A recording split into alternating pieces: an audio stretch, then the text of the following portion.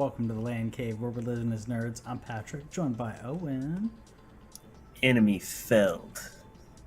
Yeah, man, you're just about as addicted as I am. I think. What do you think?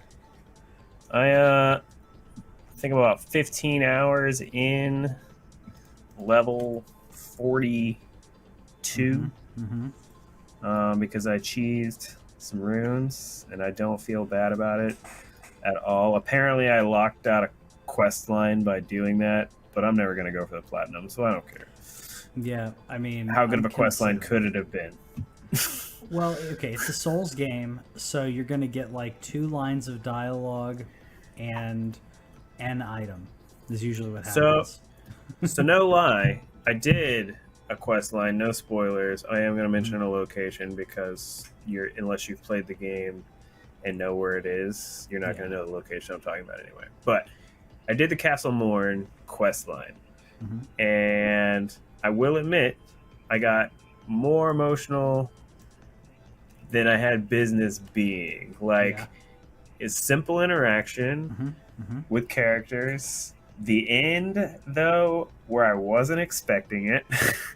Oh yeah, I was not expecting the end of that quest, and then I got some feels, and I was like, "What is this game doing to me right now?" Where I don't even. It's not like my character knows anybody. It's not like my character doesn't talk, as usual, the silent protagonist and everything. But it was a thing where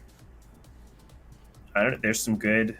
Yeah. There's definitely some good voice acting. Even though you don't get a ton of lines, I spent let's say there's like 20 to 30 lines total in that whole quest line. But it was enough.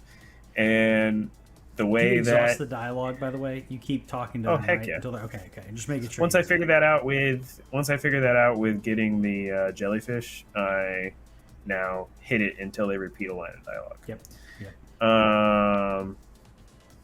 But yeah, so there is definitely some emotional quest lines, but if I don't know about it, then I can't be exposed to it. So if cheesing those runes locked me out of quest line, I'm never gonna know.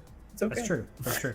I think they do a great job with the minimal of what is needed, and it lets you fill in the gaps with what happened. Like, they don't go into huge detail on the one that you're talking about. Like, there's just enough there. There's just enough there to get you in the heartstrings, and then boom, surprise every now and then. So yeah, it's one of the things I like about the way they do quest lines. There is another. So there's other ones in like Dark Souls or Demon Souls where you'll be doing a quest line and then something will switch, like a person you think is like good is bad, or Sure. You're going along with something. Good old RPG fare. Yeah, or you're going along with somebody and then they're like, "Oh, by the way, I want you to kill this other NPC that you've been talking to for like the past 10 hours." And you're like, "Ooh, do I do it? Like, is it worth it?" So I think it's cool having you make those decisions, but that was I like that quest, even though it's relatively simple and straightforward. It has just enough feels to it. Yeah. Tell me why a Japanese developer can do a Western RPG better than Western RPG developers. That's right, Bethesda. I'm talking about you. That's okay. I don't know. This game is going I don't mean to interrupt you. It's just because I know that this game is completely taking me by surprise. I really still don't have any interest in going back and playing the other ones because it's the Breath of the Wildness that really makes it it. This is it. In an age where Horizon is like the perfect example of the modern day open world game. Quest markers everywhere. This is not me disparaging them, but the quest markers are perfect. Great quest lines, great dialogue, a lot of great things in Horizon that I loved. And I have zero desire to pick that game up again right now because the open world of this game is just more intriguing. I don't know what to expect. I don't know what I'm going to see every time I open a door and see a new type of boss. And the character model is completely different than the last character model in terms. They do a little bit of repeating, but they have enough difference in there. I looked it up on one of the maps whenever I was looking up. I think there's 99 bosses in the game. Okay. Yeah. And there is some repetition in some of those. There's obviously more than one dragon. There's a few other things like that, but like the enemy differences, the fact that unless I look it up, I have to be actively looking up a fight or a tool or something to know that it exists. Otherwise, I'm like, I wonder if this is in the game. Like I'm doing a faith build as a prophet, and I'm like, I wonder if there's faith weapons. So I started looking up faith weapons. I found a faith weapon in an area that I have access to, and then I spent the next hour and a half getting myself in the position to equip that weapon in terms of cheesing some runes and so on. And like I did all of that. I was avoiding doing that cheese until I found a reason to do it. I knew that it existed already. I found out about it a week ago, and I've just been putting it off because I was like, I don't need the runes right now. And then I came across a weapon that it was like, I need 24 faith and 16 dex. All right, let's go do it now. Like, finally put myself in that position. This game is working its way onto the list of one of the greatest games of all time. Yeah. I agree. The variety, I was going to mention, so Robert, friend of the show, friend of ours, we were talking about like the game, and I meant to mention in our chat with him, there's really no bad path you want to go down. Like if you want to be a dex player and you want to backstabby and stuff, do it. If you want to be faith-based or intelligence-based or whatever, like I say, try to find a path and like steer heavy on something, and then trickle in a little bit of the rest. Like you're doing faith-based, but you need to pump that dexterity to use that weapon. That's completely fine. With this one, I'm doing dex. I'll probably add just enough strength, depending on what kind of weapons I'm using. But it's extremely well done. It is difficult, but I was going to ask you, what do you think about the difficulty? Because this is your first Souls game, and you have not rage quitted, at least not that I've heard. I've gotten mad a few times because I historically get mad at video games. It's definitely like one of those things that I let the anger out into. I have a temper anyway, but like I don't mind getting mad at a game. If I get super frustrated or I'm not having fun anymore, that's when I quit. I've gotten mad when I get mad at this game. There are some moments where I do blame the game, where I'm just like, I just get so upset about some of like, I memorize this guy's like moves, and then all of a sudden he does a move. I fought him 5 times and died 5 times, and then I'm at the same health, but he busts out a move I haven't seen before when I'm preparing for all the other moves. Those moments are like, come on, he's a cheater. He is. Sometimes it really does get that way. But it's hard. It's definitely one of the hardest games I've ever played. I don't always care for it. Like I didn't fight this first story boss until I was level 30, and I cheesed it as much as the game allows you to cheese. The game gives you the ability to, and for the real Souls community, they're like, no, you can't do any of that. I don't care if you put it in the game, I'm going to use it. So they gave me the opportunity to use 2 different methods to make the fight easier. I did it. I still died once, and then I killed it the second time at level 30. But I know other people were beating it at like 15 and 20. I mean, I don't think there's any problem or any I don't know if you want to call it weakness, whatever, in summoning somebody. Like I summoned someone here for a very low level little foray, but I summoned them just because I wanted to, and because I was like, you know what, I don't want to die repeatedly. And I realized I summoned them before I opened the thing to the boss. So then she had to like follow me, like, or do the whole thing with me to actually unlock the boss here. They still get runes out of that though, don't they? They do. Yeah. They get runes out of it. So it's not that they didn't miss out on that. It's just that if you go do that rune thing, summon me. See if I found out about that. I found out area. you can. I found out about Okay. it afterwards that you can get summoned into the world, so you can do the thing multiple times as long as that player hasn't killed Yeah. it yet. Sorry. Go Yeah, ahead. no, like you'll get something out of it. Yeah, I'll if I do it, I'll think about it because I am considering attempting to platinum it. I don't know how difficult it's going to be to platinum. There's a way the You got two different saves now, and you can do it through cloud saves. Otherwise, it takes 3 playthroughs. yeah, that's what I was seeing. So I'll probably have one character that I end up actually completing it with, and then I'll do the local save, you know, what have you, or manual save. You turn off auto save, manually save it, manually retrieve. Yeah, so I'll probably do that. This like I get frustrated with things with bosses. Like this boss does a thing where she comes up like she's gonna strike vertical, but sometimes she pivots like in the middle of the air, Yeah. like there, and you're like I dodge out of the way, but then she pivots right before she drops. So that gets frustrating. But I beat that one first try. yeah, I did with my My other character. Yeah, I'm starting. You know, I got my jelly. I got my squishy, as I call it. My jellyfish is my boss summon. The wolves are like my encampment summon. okay. Me and the boys just like to float through the camps, and then me and the squishy like to go take on the bosses together. I still have not summoned anybody yet. We'll see how it goes. I'm doing my best not to, not because it's just if I'm gonna like commit. I'm trying to commit. I'll use what the game gives me, which the game does also give me summons. I'm sure that there will be like a boss that I come to where it is going to happen. Like with the first story boss, I did consider it, but then the game gives you an NPC one, so I was like, okay, well, I'll just use the NPC one, and that'll be fine.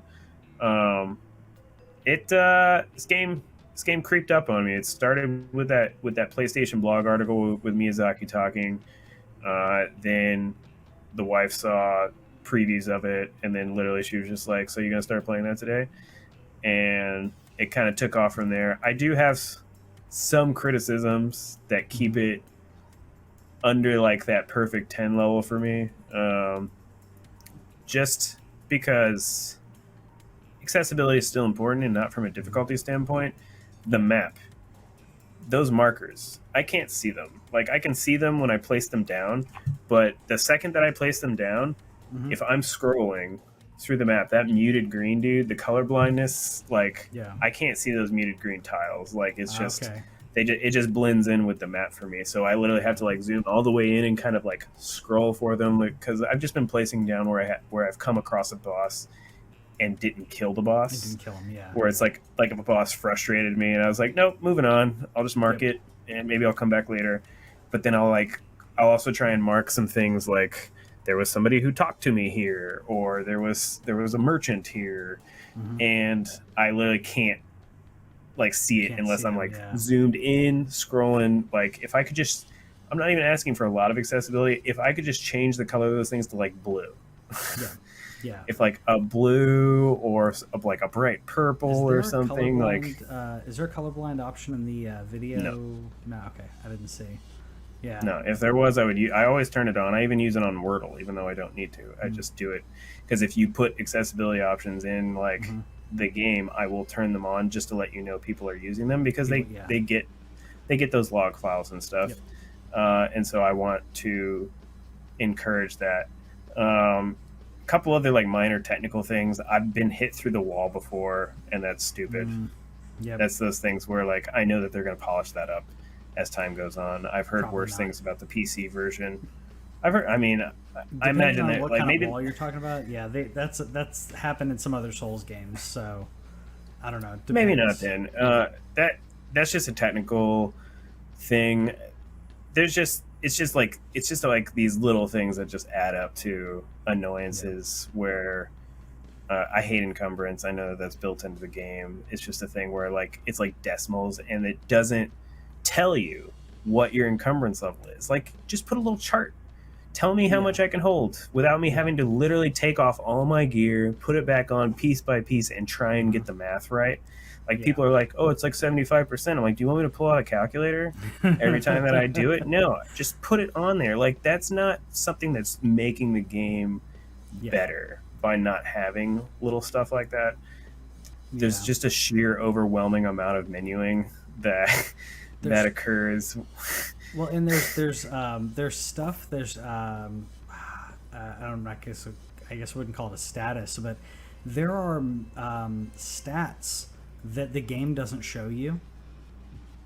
Like, every boss, or I think actually every enemy has I think it's a structure meter. I think I've talked about this in one of our polos, but like, you literally can wear down a boss or an NPC to the point where then you can get a critical strike on them just by hitting them like really heavy over the head, which the game doesn't really tell you about that, or at least I don't think that it did. I don't think that it did. Right here, for example, I wail on it a couple times. I think this was here. Like, I hit it a couple times and then I stab it in the face, but it's only because I was doing these heavy attacks with the katana. There, I broke its structure, so now I can get a critical. And you staggered it. Yeah. So, but there's no meter on the game that tells you how to stagger. But every one of them, if you hit them with a heavy attack and enough, it will break that meter and you can stagger. And it's not in the game. Like, it's not. They don't explain that to you. But yeah, so I get it. There's a lot of stuff that can be overwhelming, but I'm glad you're liking it. It's not enough to where I've been able to put it down. Literally, this is the first game since Breath of the Wild where if I'm not playing it, I'm thinking about playing it. If I'm not thinking about playing it, I'm talking about playing it. If I'm not talking about playing it, I'm reading like tips and tricks articles. And I know that that's like, again, against some people's way of doing it, but like, I haven't even scratched the surface. Like, I went and cheesed those runes, and I'm literally like, in terms of the story, I'm at Stormvale Castle, which is like the second section, and I haven't even done everything on the bottom part of the map, even though I've probably spent the last 5 or 6 hours on the bottom part of the map. On the peninsula, I found a couple bosses that I just straight up ran away from. I was like, "You're a big looking tree thing. I'm good. I'll see you later, bro." Like, I'm not in the mood right now. I've been looking for spells. Just, I still would love some better like faith. Like, where's all the good cloth armor at? Where's the mage armor at, bro? There's like, where's at least like the second set of cloth armor? It's out there. I'm sure it's out there, but like, also remember, like, the area you've done is okay. So the more you unlock, I feel like I'm still in like the starter area. So like, they're like, no, you're just gonna be rocking the first set for a long time. You're not supposed to be level 40. Yeah, you're in the starter area. Like, so I've unlocked some of the map, and then I went to look because I was looking at someone's tips about like, oh, well, this item is in this area. So I went to look it up, and then saw them, like, every time you, like, the map is way bigger than what it looks like on your screen. So when you unlock the next section, your map gets bigger and bigger. It's giant. So yeah, I figured that out whenever I went to the third church or whatever it's called, and there's a portal there. You've been through that portal? Yes. Okay, so you go to that portal and you like open the map and I'm like, where am I? And like, it just shows you this dark zone, and then you zoom out and you're like, oh, I guess I could have walked here, but why would I do that when there's a portal right? Yeah, and that it's even bigger than that. Like, it's massive. And I had the first realization when I was looking at a map where I was like, oh, well, this item can be found here, and I was like, okay, where's that? Let me Google the map. What am I even looking at? Like, it could not recognize what it was. I zoomed out, I still couldn't recognize what was going on. So there's a lot. Don't feel bad if you're Googling, because this is, first of all, it's your first Souls game anyways, but there's a lot to take in even if you have played these games. This was me farming, by the way, because I'm trying to make arrows. If you didn't know that place that you portal to, where that dude is just standing on those steps. So if you just kind of run around the edges, there's those like all black dudes. Those dudes are worth like 1,000 a piece. Okay. So if you didn't want to if you didn't want to kill the dragon, you could just, and what's cool is there's that grace right there, so you can just go around the outskirts, kill them all, go back to your grace, do it again. And if Gotcha. you die, That's, you could just ride your horse and go pick them up. yeah. Which they two-shot me. That's why I was like, I should probably start putting some more health and get, or put some more points in vigor again, because like literally one like jumped on me, like he did a jump attack and killed me immediately. I was like, yep, okay, well. Yeah, I commented on your post. I was like, just you don't need to put points into health. You just don't get hit. Like, which of course is me joking, but like, because there's nothing wrong with being a glass cannon. Some people like put 0 health into a caster. It's like, oh, I'm a caster, 0 health. Yeah. Do you hang out on the Reddit thing at all, or like look at some of the memes that you see? A little bit. I Google stuff every now and then. I haven't seen memes though. There was a level like 80. Well, one. I saw one meme. Sorry, level 80. There was a level 80. He got to level 80 before he went and fought Margit, and it was his int was the only thing it put points into. So it was 80 int and still 10 vigor. Okay, so I will say I haven't looked into this, by the way, but in the other games you do hit diminishing returns once you hit a certain stat. I don't know if it's like 60 or so in like Demon Souls or Dark Souls. It's like there's a cap when it comes to like your actual actual returns of like how much you're gonna get, where you're like, okay, if I go over say 60, let's say that's the cap, then you may get some benefit, but it's really not worth it as much. Or it's like you're putting in 3 or 4 points to get in what would be 1 point. But I'll have to look and see what it is in this game. Yeah. But anyways, it's probably gonna go on the list. I don't know if I'm ever gonna beat it. I'm gonna be unless something crazy like Zelda pulls me away for like in the near future. Like I do kind of still want to get Kirby. I still kind of like, because I want to see if I can play that with the kid awake. That's the main reason of getting Kirby. But after that, I don't have a desire to pick up Horizon right now. I have Final Fantasy Origins pre-ordered because I got that Steelbook, but it's probably just going to sit on the shelf for a while. I don't know the next thing that's going to get me to stop playing this game. Yeah, well, I was gonna say there's a couple that made me think about it. I'm gonna jump over to a couple things in the news as we're talking about this. Forspoken was one that I'm still. Thank goodness for that delay. Yeah, exactly. I was like, this is one that I was excited to play, and then they announced they're delaying it until October 11th, and I said, okay, good, because then I don't have to feel bad about either A, not playing it or not buying it, A or B, whatever. I don't have to feel bad about it. I can enjoy it, and so glad this got delayed as sad as it is.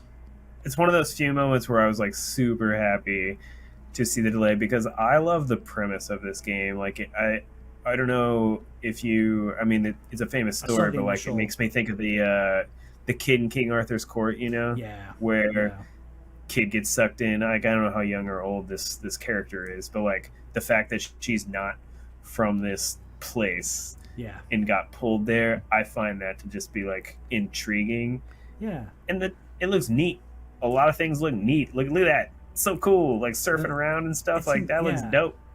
This is like the second best. So there's a game that I've talked about quite a bit, that Two Worlds 2, which is not a very good game, but I absolutely love the magic system in it, and because of the creativity. Because usually when you see magic, it's one of a few tropey things. This has some very inventive magic to it, as well as the cool kind of aerial twists and stuff, gymnastic stuff that she's doing. But the inventiveness with the magic, as well as you're taking your protagonist and putting them into an area that, like you said, she's not familiar with this. So she can be excited while you're excited about seeing a dragon. She's reacting to the dragon, and it doesn't seem, your character doesn't have to be like too cool, like to even react, or I feel like it's refreshing because your character can be allowed to have that type of reaction, as opposed to a character who's already used to it, because they're new to it, just like you said, Kid in King Arthur's court, or what have you. But I'm glad they're delaying it, even though I'm sad they're delaying it. But that was one that was on my list of, this game is one that I want to play. I've dropped.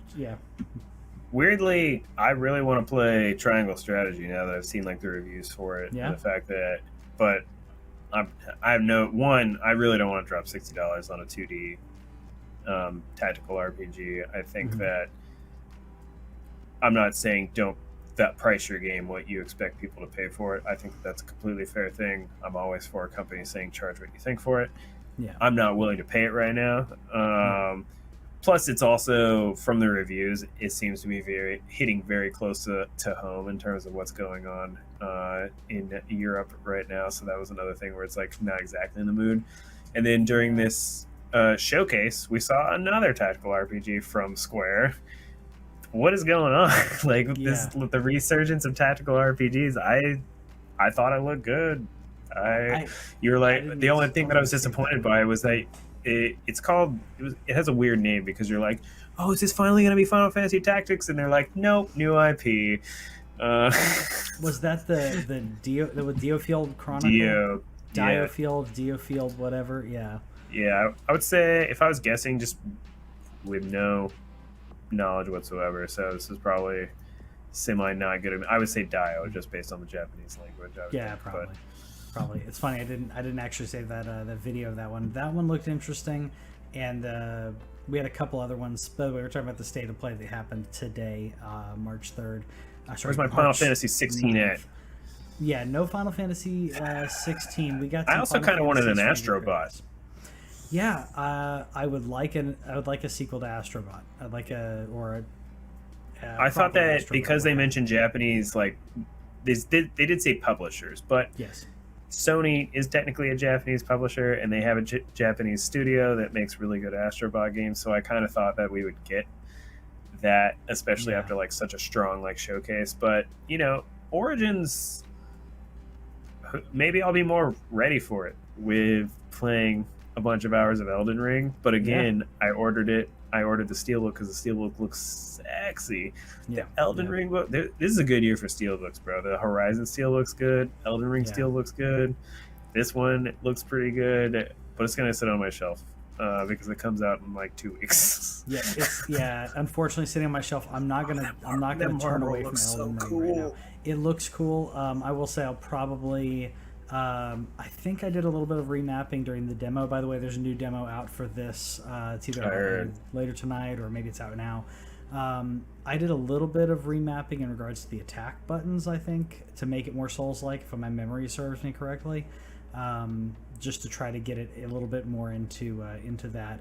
I liked what we had in the first demo, so I'll probably check out the other demo if I can be tempted to, or talked into turning that Marvel turning looks down Elden dope. Ring.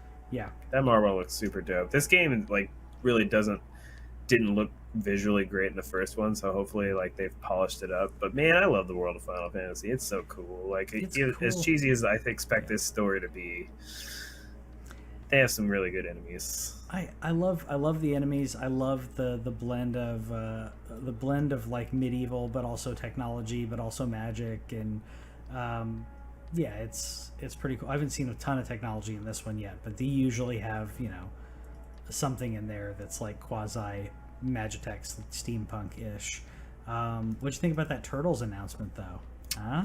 That was probably like the best announcement, dude. I don't even. You can throw all of them out except for Turtles in Time. I don't really care about the rest of them, to be honest with you. But to get Turtles in Time, probably to what's sad is I used to beat Turtles in Time on like the hardest difficulty and stuff. I bet you I couldn't do it now. I might not, man. I've beaten the arcade one. I beat the NES one once. I don't think the first one. Yeah. The yuck water level electricity. Back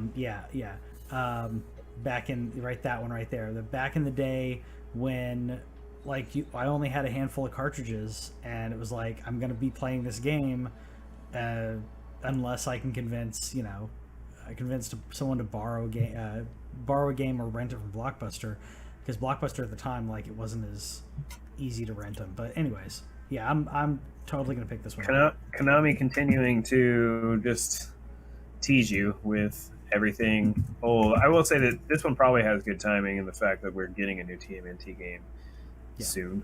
I'm gonna buy. I'm hoping. I haven't seen if it's like physical yet because me on my physical thing, I would love to buy a cart of this because if it's gonna be on Switch, that's the perfect place to play this.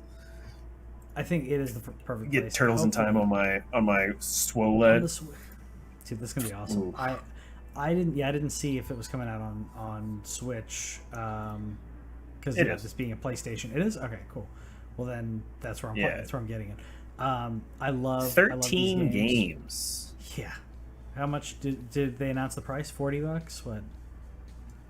$39.99. Both physical and digital form this year. So I will be buying that physically, full show. That's gonna be a cool physical. They said like Rewind and something else and like more. So who knows what we'll see? But as long as they continue to do the quality of life stuff like that, where it's like, I just want to live a little nostalgia. I don't want to.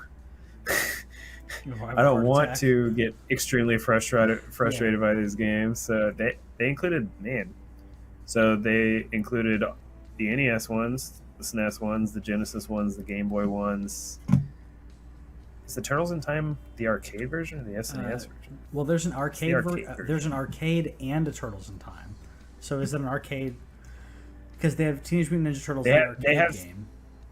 Yeah, TMNT, the arcade is in there, but they also included the arcade version of Turtles in Time, which I originally played it on SNES. Yeah. These beat 'em ups. I'll say these. That was probably honestly like one of the highlights of the show. yeah. Which is the sad part. Yeah, this was a meh show. Just real quickly, it was fine. Yeah. Definition of fine. Trek to Yomi. Sorry, I typed Yoki on there because I'm American, and I misheard it or whatever, or misremembered it. But no, this one I thought looked pretty cool from a style standpoint. We got Returnal getting an update, which I still don't have a Returnal, but I think it's cool that it's getting a free update / DLC. So I think that's pretty cool to kind of keep that going. But yeah, with Elden Ring going on, I'm not getting turned away right now.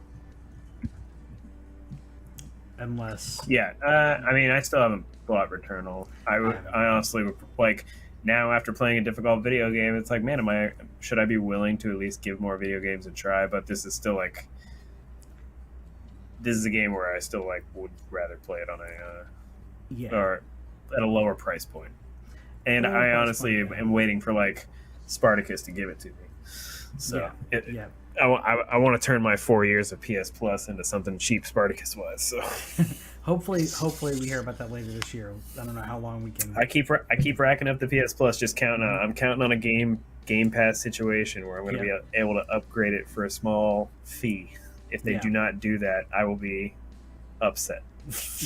Unless they put you into one of the lower tiers. They haven't announced these tiers yet or anything, but like if there's a tier system and it automatically gets you into like the lowest tier, I don't know.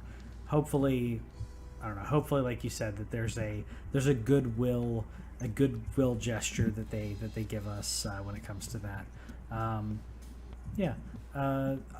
honestly don't think that I wasn't impressed by anything here. There was a little bit of news, and I know I'm a little biased in this, but there was a little bit of news on the Texas Chainsaw game, which we got some more information on. Like I said, I know it's like this. Come to the LANCave for your Texas Chainsaw news. I will talk about Texas Chainsaw for like 2 to 3 hours if we want on all the lore. But so they first of all, I hate that they put this based on true events thing in there because it's not a Texas thing.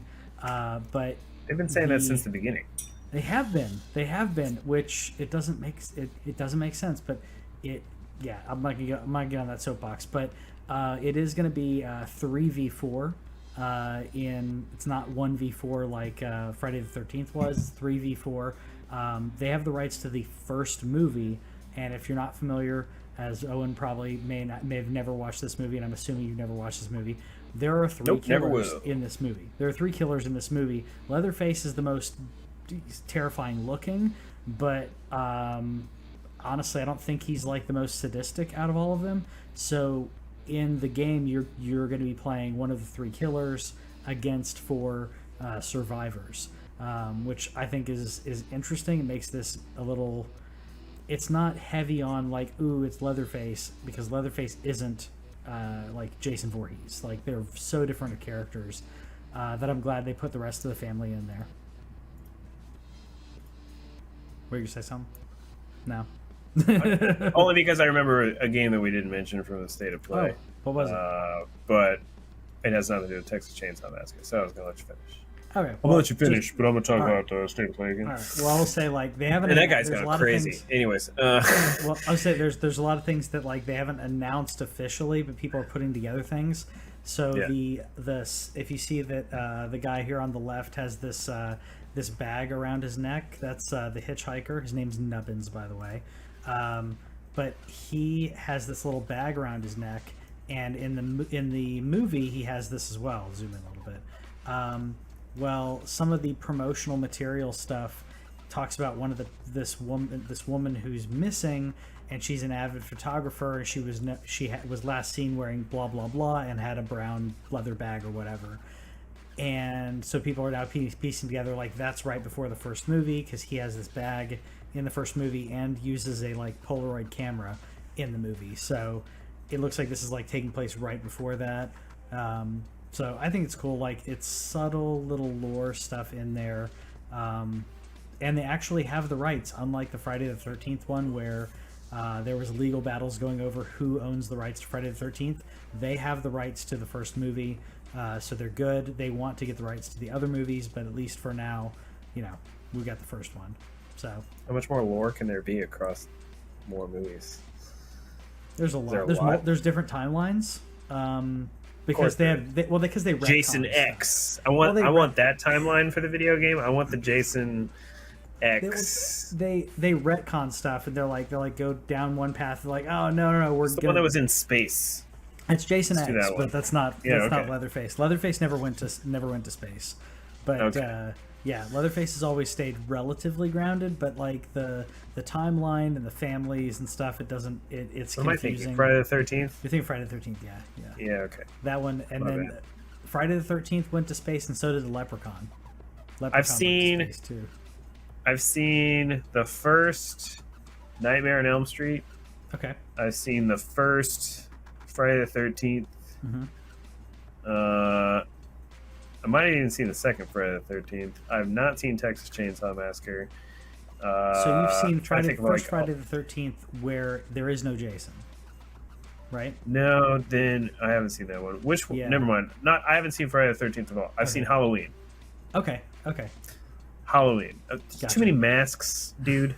Yeah. Too many masks. Yeah. And this is one that I don't think would be up your alley. It is extremely disturbing, even though there's like I think there's like just over a gallon of blood used in the entire movie, and that's it.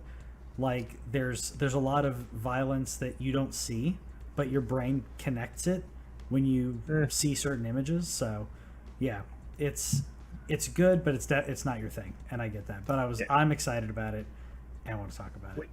We skipped out on the State of Play because there was a huge franchise that did come up in the State of Play. Long dormant franchise, one that I'm hoping leads to a port of the PSP or the original one to PS4. But they did show Valkyrie Elysium. Yeah, that was exciting. Valkyrie Profile. Valkyrie Profile is one of the greats. But it's stuck on PlayStation 1 and PSP. There's a great port on PSP. Yeah. I'm probably gonna find that one at some point now that it's been put back in my brain. So Valkyrie Elysium, we're getting another Valkyrie Profile game. That is dope. It is a PlayStation exclusive, PlayStation and PC. So PlayStation continuing to work them deals on the big games, because we saw the tactical RPG, the Dio, that's coming everywhere. Forspoken's an exclusive, big AAA game. Valkyrie Elysium, AAA game, exclusive. So Sony pumping in some money for some of these, and they're being smart. Final Fantasy 16, didn't see it yet, but also like big franchises, new IPs, big AAA games. Sony putting stuff into. Yeah, like this XO Primal, like that. I think they're trying to make a kind of Capcom. Anthem-like thing. Yeah, I was just Yeah. like, okay, okay. You got to give I mean, Capcom the room until they yeah, prove you wrong, because they've been killing it. You know, it's they've been true. having a great few years, so you have to kind of believe in them a little bit. Hmm. But at the same time, I was like, that's a really lame name. Yeah, I did before I even saw. I didn't get to catch the beginning of the state of play because I was going to pick up my son from daycare. But I was like, is the trailer better than the name? Because Exo Primer doesn't really sound cool. I was typing into the doc like as this was live, and I typed in Turok ? And the further it went, I was like, this is not Turok. Like it's too different. I think I saw somebody mention like Turok meets Warframe. Yeah, yeah, I could see that. I thought Anthem, but yeah, Anthem, Warframe, that kind of thing with the mech, exosuits. But yeah, Exo Primal it's a weak name. It's a very weak name. What's the term? Uninspired name. How's that? Just Yeah, that's good. just So The game, like, now, because it's my first time looking at the trailer, it looks like it could be fun. yeah, But it Oh, looks yeah, like I think you got the right idea though. People said Warframe. Like, I think calling out Anthem is probably a good call here. I don't know if this game has legs. It does have teeth apparently, but I don't know. But exciting to see Valkyrie. That's cool. I said that the Turtles was the highlight, and it's because my mind was completely blanking that they closed it out with Valkyrie. So that was good stuff. But PlayStation, it's okay. They said they were going to see you again soon, so like I feel like maybe they're going to start doing some more regular every stuff. I know Yoshi P said, and that's where, like, even though I expect a Final Fantasy 16 after they said Japanese publishers, Yoshi P said he's trying to get stuff. He's trying to line it up. He's like, I know he's going to get it right. I believe in him so much. I think 16 is probably going to amazing just because he's at the helm of it. I don't expect it to come out this year, but a nice like January, February. Like if you want to start off 2023 strong as well and just keep this beginning of the year thing rolling. I really like the beginning of the year thing. Like it's like this, you know, when you look at the GOTYs and stuff, somebody pointed out most of the game of the years come out early in the year these days. So I'm here for it if it happens. So hopefully we see something soon. People trying to avoid the holiday oversaturation of games. Yeah, and just like Call of Duty had, like Call of Duty staked its claim, even though they're not getting a Call of Duty this year. So maybe now we get something different in November. Yeah, hopefully. Battlefield 2047. We are going to get a God of War series, God of War Amazon Very series. interesting. Very interesting in this. I'm curious. I'm assuming that we're going to get this Kratos, that we're going to get Norse Kratos, and we're not going to get Greek. Capitalize, yeah. Yeah, I think that's going to be the idea. As much as I love the OG Thanos, and I love Greek mythology, I've also really loved experiencing some of these creatures and gods that I'm not as familiar with. It has been pretty cool when it comes to the new God of War, and I'm of course going to be playing Ragnarok. But question is, who are they going to cast for this game or for the series? Whoever it's going to be the wrong person. I can say that right. I can say that very definitively. It's like, unless you get the dude playing him right now, Christopher Judge. and I'm really bad as remembering his name, but unless you get him, you're gonna get the wrong dude. Like there's just a thing. I'm sure you can get somebody that's good enough, but like very interesting things, because this is from Amazon. Amazon is currently making a Fallout series. They're currently making a Mass Effect series. Now they're going to be making a God of War series. HBO has The Last of Us, though. Sony's really like, what do you want to make? Want to pay us some money for our IP? Like, I don't care. They have their own studios too, which is pretty funny for me. You know, they make movies, but the thing that made it not immediately like ugh was that the God of War people I think that they tap to do it is people from The Expanse and from Wheel of Time, from the Wheel of Time series, which I got kind of bored of the Wheel of Time series, not gonna lie to you, but I know some people who really enjoyed it that liked the books and said the TV show was like solid.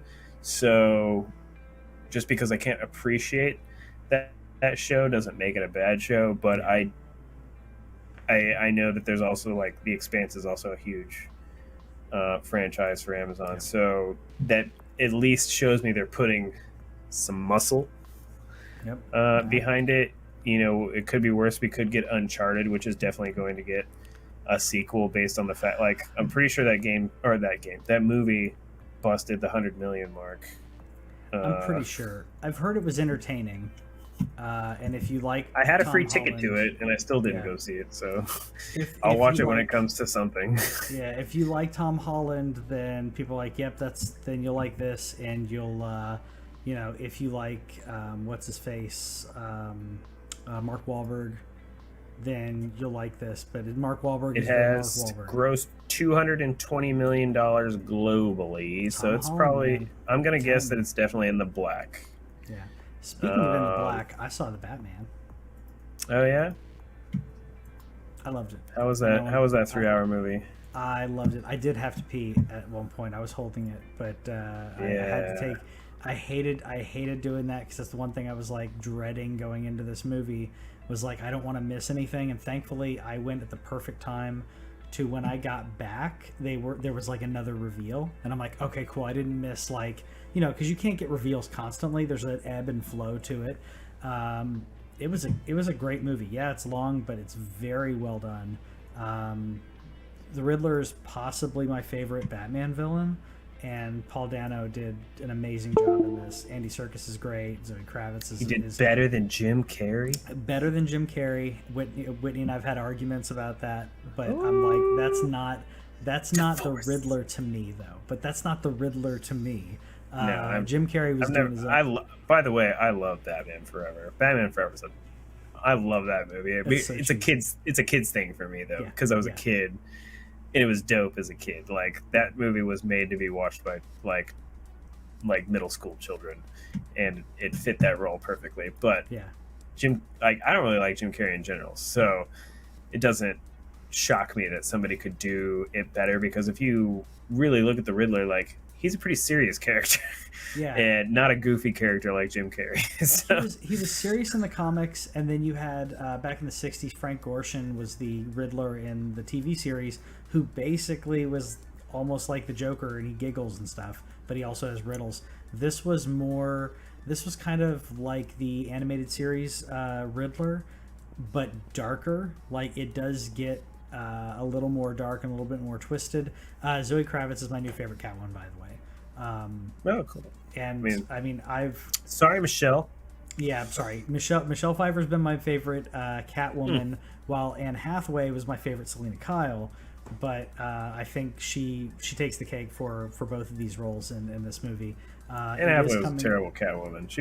I love Anne Hathaway though, so I didn't care that she was in the movie, but she was a terrible Catwoman. She's so boring. I didn't like her as Catwoman. I didn't like that movie though. That movie was not good. So. That movie let me down in so many ways. But like, the only scene that I like is the scene where she's pretending to just be some random maid, and then, like, you know, she realizes, oh no, you're on to me, and there's a kind of a switch there with her personality. I'm like, ooh, that was good, and then the rest of her stuff is just completely wasted. In this, I think everybody was solid. I will watch it. I think the timeline is that in like 90 days it comes to HBO. 45 days. So that's even better. Yeah, so in a month and a half, I will give you my impressions on Batman. Yeah. My wife had no interest. It's not like the Marvel series where I've made her watch like this entire like arc of stories, and so I can like not easily, but at least easier to convince her to be like, we're going to this. Oh, I dragged Whitney to this. She was like, I don't want to. I'm tired. She's like, I'm tired of Batman movies. I'm like, I know. That's my other problem. It's not that I'm tired of Batman movies. It's just I'm tired of the fact that the only franchise that they invest decent writing into. Like, I expected this to be like decently written. Yeah. The Dark Knight, or the, you know, what do we call that now? The Nolan trilogy. I think The Nolan trilogy is well written-ish. Again, the third movie is kind of blah, and as you watch the second movie, it kind of gets old after a while. The first one is kind of like this, like, it, you know, that holds like a status for me. I think the Dark Knight definitely, as time goes on, it's like probably just a thing I've seen too many times. But it's the only one that they like invest writing into. I have hopes for the Flash. Like, I had, you know, let's hope so. But yeah, I'm tired of all the different Batman actors. Let's pick a lane and stay in it for a while. Like, you gave Ben Affleck even went bulk and went like total comic Batman on it, and you guys were like, no, it's okay. We're gonna give this to a terrible director and let it die, and then we're gonna start again. You know, I believe in Robert Pattinson. Like, Robert Pattinson's got some chops.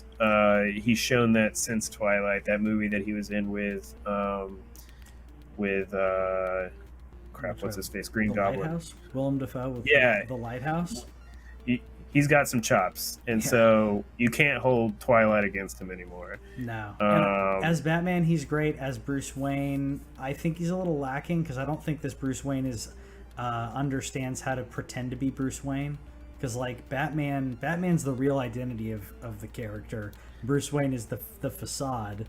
I don't know who the best Bruce is, dude. I don't really know. Like, Val Kilmer was a decent Bruce. I like Val Kilmer's Val Bruce Kilmer Wayne. was a good Bruce. Yeah. I like Keaton, but Keaton as Bruce, you can still tell there's like darkness there. I just thought it was weird that he was wearing glasses. Oh, why was Bruce wearing glasses? It's like a random thing that sticks out in my brain about 89 Batman is him wearing glasses. Like, just take off the glasses when he sees the signal. Yeah. Clooney was terrible, but that movie was terrible. It was terribly written. It was horribly rushed. That wasn't his fault. He probably could have been fine. Bale was, I don't know, honestly, boring. I think Bale's. I don't think anybody like embraces the rich Bruce, like the confident Bruce, the Bruce that really can like flip this switch like I do at work when I talk to a customer and I seem like I'm like the happiest guy in the world. Yeah. That's Bruce to me. Bruce like turns it on, and I think really Val was like the only one that like kind of like turned it on a little bit. And I don't think they allow any, they want everybody to be like brooding Bruce Wayne. I'm like, he's not. That's not Bruce. He shouldn't be. Yeah. I mean, Clooney. The problem with Clooney was he was too like smarmy, and like he was Bruce Wayne even when he had the cowl on. He was still like smiling and like making like too jovial. Going up. Yeah. This is why I've still seen that movie too many times. Like, I've still seen Batman and Robin a lot of times. But again, that was like that teenage era of like just rewatching movies over and over again. You remember those days? Oh, now we rewatch TV shows over and over again. But back in the day, kids, we stuck our VHS in there, and we had a rewind machine, and then we got DVDs, and the DVD had this cool menu that you could go through. You could just press play. You could pick chapters. Yeah. And you didn't have to worry about wearing out a tape. You know, that was crazy. What's the tape that you wore up that you like remember? Like, dang, I have to get a new one. So two off the top of my head, I will say it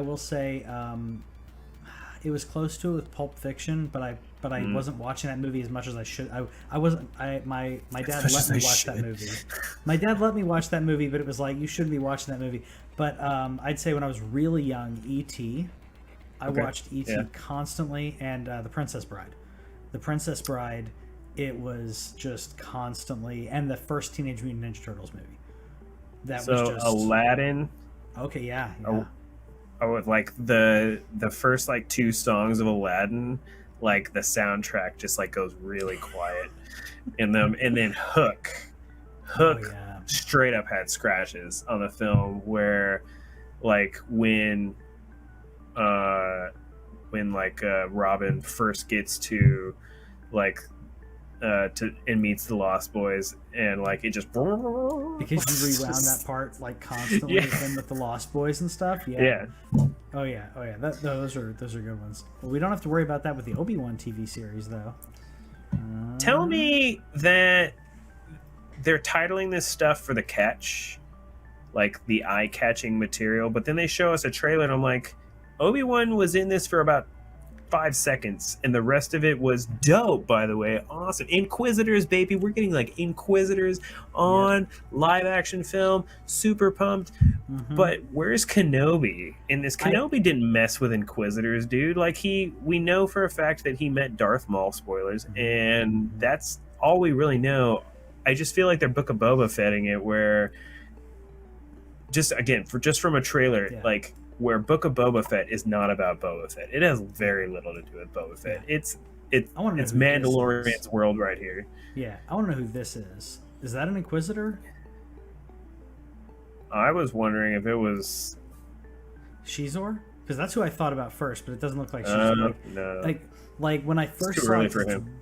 It is too early. When I first saw it, it's so brief. When you watch it, it's this brief. So you just see like a flash of him, and then it goes on. I thought it was Shizor, but yeah, you're probably right. It's a little too early for him. By what, 15 years? I mean, he also doesn't exist anymore, so he has yet to be brought into back into the canon. Yeah. I'm trying to think of like when he was born. He was like old, so he was like way on his show. So I'm not saying it couldn't be, but I just doubt it. Yeah, I think probably working with or one of the Inquisitors are working with the Inquisitors. I just didn't recognize the costume. But yeah, I'm hoping that we're just Obi-Wan is going to be part of it, but you have I think you're going to have other heroes that are going on in there. But I don't. We saw Owen in there. Call it. Yeah, exactly, and that's the same guy that played him in episode 3. So I hope that we're going to get more. That it's not going to be like a Book of Boba Fett. I think we're going to get. I think that there's going to be other heroes. It's not going to be just 100% Obi-Wan leading the whole thing. But at the same time, yeah, I agree. If you're calling it Obi-Wan, I need to see Obi-Wan. Like that's what I have. To see. I have a deep, not a deep, but let's call it deep for the sake of nerdom. I have a deep canon fear that they put Kenobi and Darth in the same room. I have a deep fear of that should not happen. They should not meet. If he meets an Inquisitor and has to fight an Inquisitor, that's fine. Yeah. But they should not be in the same room ever. The Vader? whole No. It would not ruin. Like I don't. But let's say hyperbolically for a second. Yeah. It would ruin that moment that you didn't even understand the depth of episode 4 until way later, until we saw the end of episode 3 and we saw what happens at the end of episode 3. It would ruin that line that I like when I left you I was but a learner. Like it would ruin it. And people keep saying that it's going to happen. I'm like, it's not going to happen. It better not happen. Like if they show Darth and they show Hayden Christensen talking, I'm fine with it. I get it. They're hunting Jedi. That's obviously part of the story and what they're showing with the Inquisitors. Yeah. I don't mind if they show Anakin / Darth Vader fighting Jedi that they're hunting, but they best not stick them in the same room. I really hope that they don't, but there's a chance that they're going to fan service that. I would be upset. I think you're right, because from a lore perspective, they don't need that. Having Obi-Wan and Maul, yes.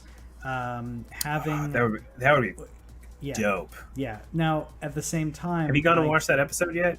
I haven't yet. You need to watch Rebels, dude. I need to. Yeah, but I have a feeling like as close as I would think it would be, they should get to that is like having Darth Vader and the Inquisitors and everything. Like they're trying to track down Obi-Wan. They're tracking down others. I feel like you even see Obi-Wan is not on Tatooine at one point here. So you think, okay, well, maybe like that he goes somewhere else, but because you're not going to have Vader go back to Tatooine, and I don't think it would make sense. But the closest thing I could think is like maybe there's a close call where Vader almost finds him or almost catches up to him, and he ghosts. They have no dialogue though. Like that, is as close as I would be okay with. Yeah. He felt him the second that he was on the Death Star. The second that he entered the Death Star, he was like, "Huh?"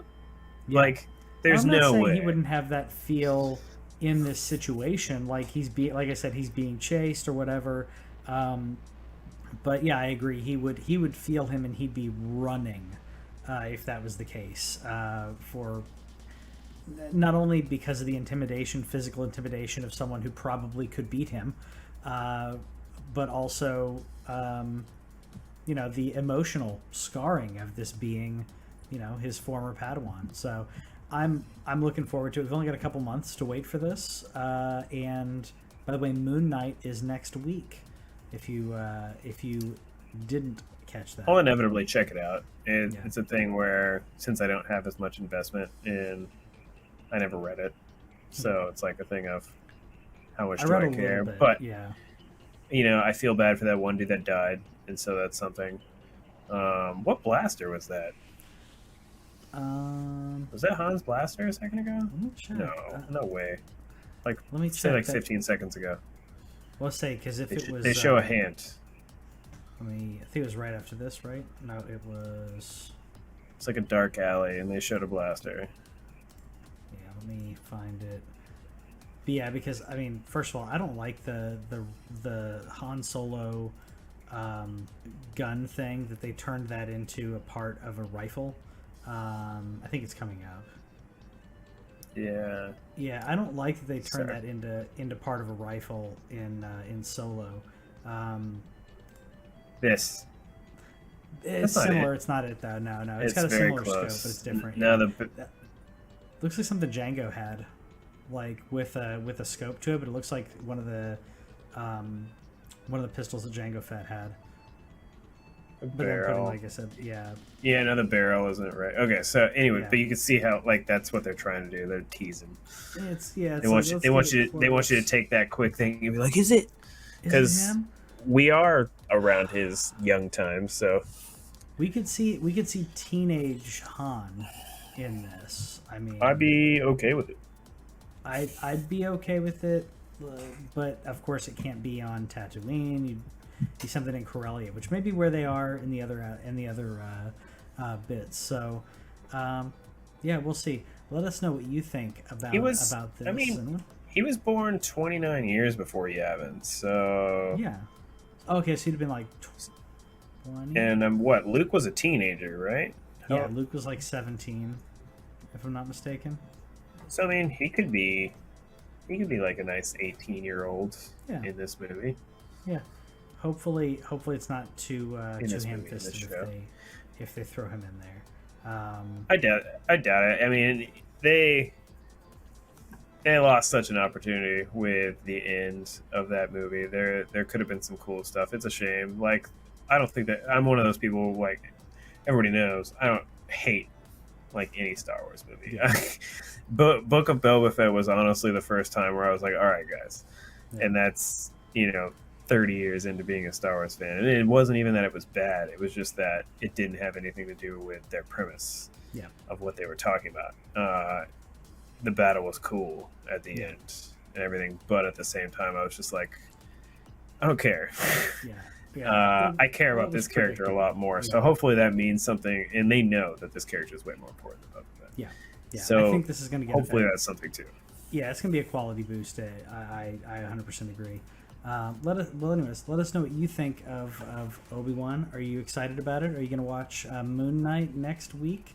What is the matchup that you'd like to see from a lightsaber perspective? What would you like to see in this that we didn't talk about, or maybe that we did talk about? Let us know in the comments, and we'll see you next time. Bye.